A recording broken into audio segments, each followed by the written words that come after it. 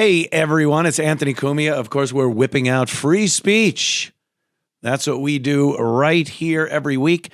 And I want to talk about the Minneapolis, Minnesota, Somali, Governor Walz, Ilhan Omar, Donald Trump situation. Kind of a smorgasbord of ideologies and insults and bullshit. So we start out with the enclave of Somalis that have ended up somehow in Minneapolis, Minnesota. You know, you watched Mary Tyler Moore back in the day. She was in Minneapolis working. She throws her head up in the air and you see the sights of Minneapolis, Minnesota. And you're like, boy, things have changed. I don't know how or why or what, but it is little Somalia. They've taken people from Somalia, put them there, all in one place for some reason. Because, and I have my own theory here, if you sprinkle people around the country, people from different cultures, people from places that aren't very nice, they might assimilate because they're living around Americans, generational Americans that have a certain ideology and culture that is American. And eventually, they may assimilate to that. But for some reason, when these Somalis were brought over here in the first place by the Clinton administration and, of course, the Obama administration, and Bush is not innocent in this whole thing either. Instead of doing that, they put them all in one area. Now, why would you do that?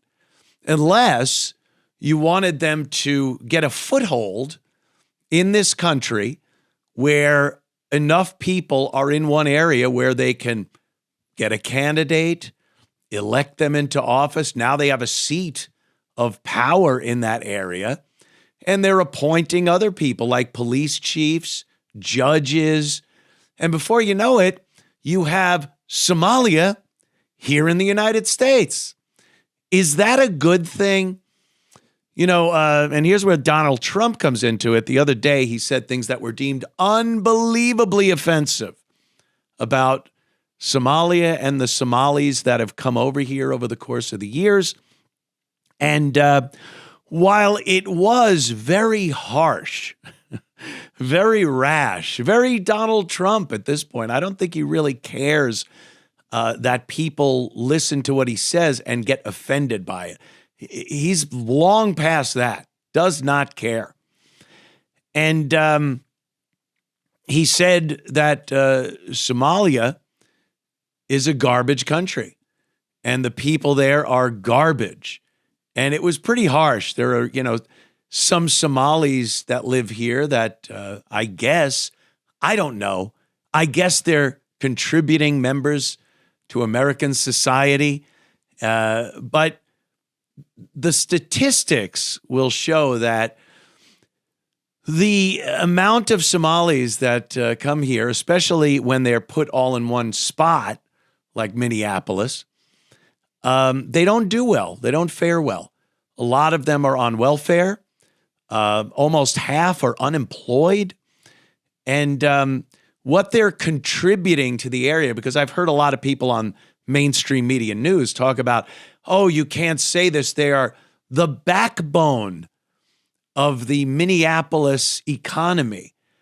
And then some have gone as far as to say the backbone of the Minnesota Minnesota economy. And then others have even said the entire United States, the backbone. Everyone loves saying that they're the backbone of the country. Truth be told, they service other Somalis. These aren't businesses owned by Somalis in Minneapolis that are serving the entire country, that are serving a diverse group of people in Minneapolis. They're strictly Somali restaurants, clothing stores that, you're not going to walk around in a burqa or one of those long pajama things that the guys wear. They're servicing the Somali community. So how is this helping the country? How is this taking a culture? Because whenever anyone talks about how great immigration is, they talk about how the country will enjoy the different cultures and what they bring to America. The Somali community in Minneapolis seems to only serve the Somali community in Minneapolis. And they don't really seem that hip on helping or showing that their culture can be part of American culture and that generational Americans will embrace this. They're very walled off, and this isn't due to America's systemic bigotry that we've gone, well, good, keep them over there. They choose to be alone, cut off in that little enclave. Why do people call me? I'm very busy, very busy. In that little enclave that they have. And from their podiums and their seats of power as politicians like Ilhan Omar, they spout hatred for this country. They bitch and complain about how they're treated in this country. Meanwhile, 40% on welfare. I think more than that, actually. 40% unemployment. And then just to complain, you're coming from a war-torn, horrible nation. I don't know, crime is the number one industry in Somalia. Pirates, they have pirates. Our matey, pirates. And then you get the opportunity to come to the United States of America, all this amazing industry, technology, opportunity, and then you shit on it. Does that make any sense whatsoever? Then why are you here? You really have to think, why would someone come to a place that they feel is against them, is oppressive, is bigoted toward them? Well, you could say, well, at least it's better than where they came from, Somalia. I'll agree with that. But why did you leave Somalia? Because it's a corrupt, horrible, filthy, impoverished nation. And then you come here to an amazing place like the United States of America, and you want to carve out a little place for yourself here and turn it into Somalia? The corruption that goes on in Somalia is amazing. We've seen it. The whole reason that the Black Hawk Down situation happened in the 90s was because of the corruption and the fact that warlords ran everything. And the care that the Western world was sending to Somalia was not getting to the people. It was going to the warlords who were then selling this merchandise and the aid that the Western world was sending to the Somali people. And, Clinton felt the United States military had to go over there and hand out the food and make sure the people were getting it. And I don't have to tell you, just watch Black Hawk Down and you could see how that turned out. And then they come here and what are you doing? You just have another corrupt Somalia. The seats of power are taken up with people that just are rife with corruption. This whole thing where billions of dollars, billions of your money, it's your money, taxpayer money, is going back to fund those warlords and terrorist organizations. And whatever else is going on in Somalia, we don't know. But we know that a hell of a lot of money, our money, is being sent over there by the Somalis that have built themselves a little Somalia right there in Minnesota. And if you say anything about it, if you say, hey, that's not good, I don't like that, you are a bigot. You are labeled. You have no credibility. You have no business talking about it. This is the situation we're in. So when you read that they looked at the American system and how generous America is and said, let's build a bunch of autism clinics in Minneapolis. And then you'll have your Somali families take their kids to these clinics, and the clinics will diagnose your kid as having autism. And then the clinic gives the parent a couple of bucks. All right, bring a few more kids back next week. And then the clinic sends requests for funding from the state and the federal government. And of course, what is guilty America going to do?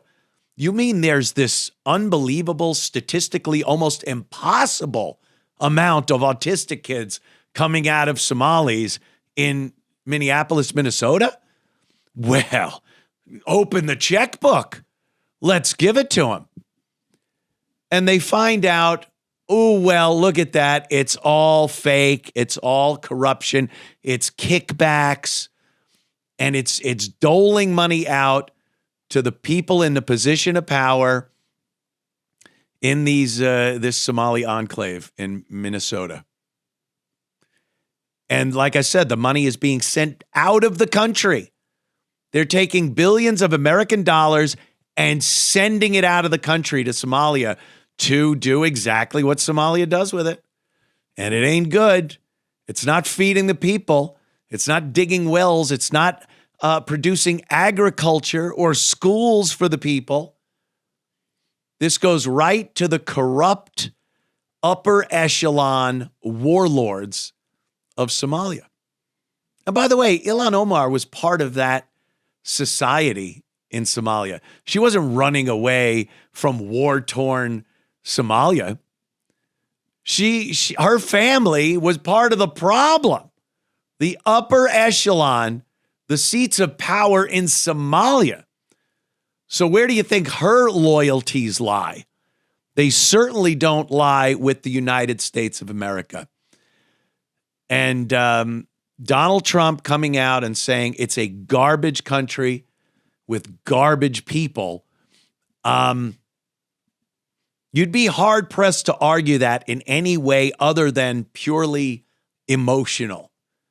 On an emotional basis. Oh, that hurt. That's terrible. You're saying this about people. Every human being has the divine spark of blah, blah. No, it is a garbage country. And at the very least, the powers that be in Somalia that have crushed the ordinary citizen have made it impossible for the Somali people to have any success in their lives. They are garbage people. Now, I don't know. Are the Somalis here in the United States garbage people? That's kind of painting with a wide brush. I understand that. But they don't seem to want to do anything about the power structure there and how corrupt it is. They're part of it. You know, they're taking their fake autistic kids to clinics to get a payoff, to get a lot of federal funding, our money again, that is being sent to Somalia. If you know that's going on, you're a garbage person. Yeah, garbage. And you're not good for this country. And we don't want people that are doing that to be part of our amazing society here in the United States of America. So I don't really have that much of a problem with what Donald Trump said, with what Donald Trump said. You know, like I said, pure emotion. That seems to be the biggest problem people have. That clutch the pearls and gasp moment when he said they're garbage people. The truth hurts. That has been a saying that has been time-tested and very accurate. The truth hurts. That's what it is. When you go, that twinge of pain you felt, that's the truth. And that's what we like to do here when we whip out free speech every week. My show, 8 to 11 p.m. Eastern Time on 77 WABC Radio. Catch it. And we'll be back next week with more. Anthony Cumia, thanks for watching.